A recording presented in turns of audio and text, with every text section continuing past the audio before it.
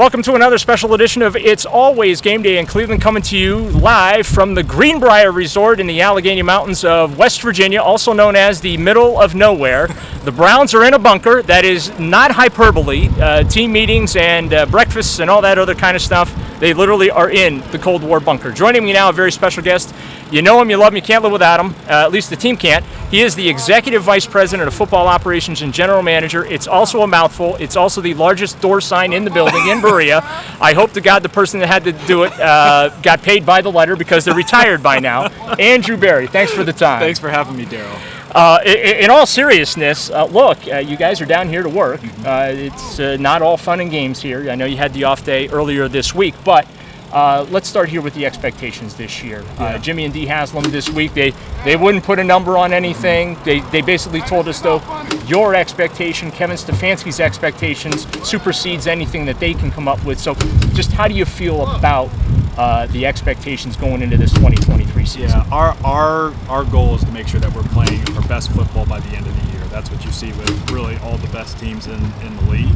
But really, we're more focused on just the work, because there's a lot of time until we get to the opening of the season, and we know it'll take a lot of twists and turns. And if we don't do a good enough job laying the foundation here in training camp and on a daily basis, the rest of it won't matter. But if we do take care of our business, then we think we'll look up, towards the end of the year and playing in games of consequence. As you go through, whether it's training camp or the season, they say pressure bursts pipes, and unfortunately over the years, a lot of pipes have burst in Cleveland. So when you just look at the state of the organization, this is year 4 for you and Kevin.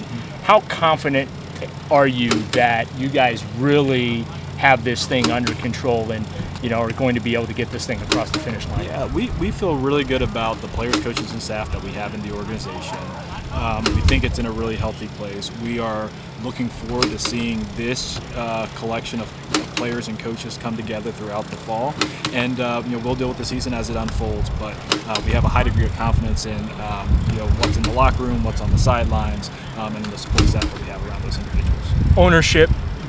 They give you everything and anything you need. Obviously, you guys are down here in Greenbrier. This is not an inexpensive vacation for the team. The commitment that they have shown, obviously, not all ownership groups do that in professional sports, and they have basically told you and Kevin, you tell us what you need, and we make that happen. But at the same time, like any other owner, they want a return on that investment. Do you guys feel that, pressure's the wrong word, but like the responsibility to deliver for them, because they do their best to deliver for you guys? So first and foremost, you're right, Daryl. The Haslams have been fantastic with us. They've provided all the necessary resources for the team and the organization to be successful, and we are very fortunate to have them as our managing partners and ownership group.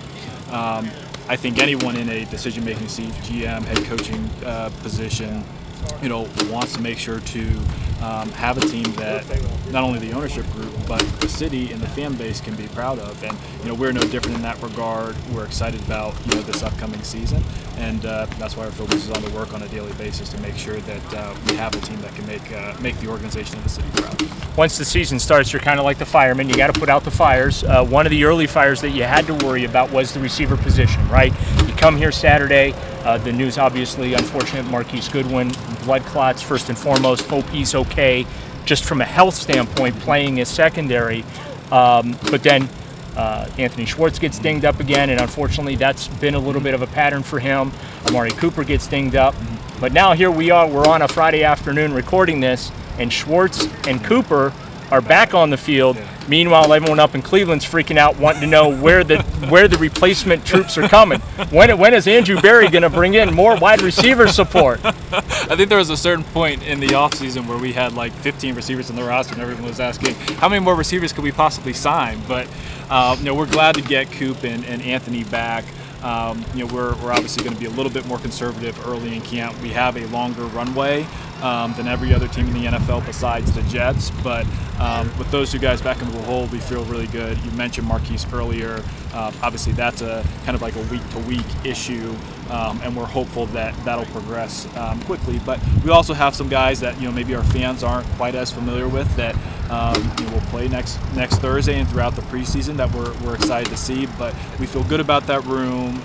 It's with the exception of Marquise, it's pretty healthy right now, and we look forward to seeing how it comes together. Depth is so important to get through a season. To win in the NFL, obviously you need a franchise quarterback. Check that off. You have Deshaun. You need a little luck, and you need some depth. Just how do you feel about the depth that you have to be able to handle what might get thrown at you? Well, we feel good coming into training camp. Probably like in other teams, but truth be told, until we see how we get through camp and we continue to assess the roster, we won't really know. There are a lot of veterans and rookie players that we're excited to see once the pads come on. But we feel like, look, no roster is perfect. There are definitely going to be areas that we're likely to buttress from some type of external addition, probably before the first week or during the season. But on the whole, we are pretty pleased with the depth and quality that we have across the roster. Pardon me if I don't get the exact phraseology correct, but you did happen to drop on us in your opening camp availability. The protagonist of today's football game is the quarterback. So I'm going to ask you about your protagonist, more so off the field, because obviously that's important. The Haslams have mentioned it. We've got to talk to Deshaun. He mentioned a lot of the personal growth that he's tried to do very privately behind the scenes. Just from your perspective, how different is it with Deshaun from this time a year ago, knowing that he's going to be out there week 1 against Cincinnati and you don't have to worry about any delays? Yeah, it's significantly different. And, I think his comfort in the city, with the organization, with his teammates, obviously with the off-field situation resolved, it really does create a difference coming into camp. I would even say more generally, I was actually telling someone yesterday afternoon, I think one of the more rewarding parts as a general manager is when we bring a lot of players in when they're very young, and not just seeing them progress as players, but seeing them mature as people as it goes from year to year to year. And we think we know Deshaun's in a really good place, and we're looking forward to this upcoming season. Andrew Berry, kind enough to join us on this edition of It's Always Game Day in Cleveland. We'll have more with the Browns EVP/GM after this.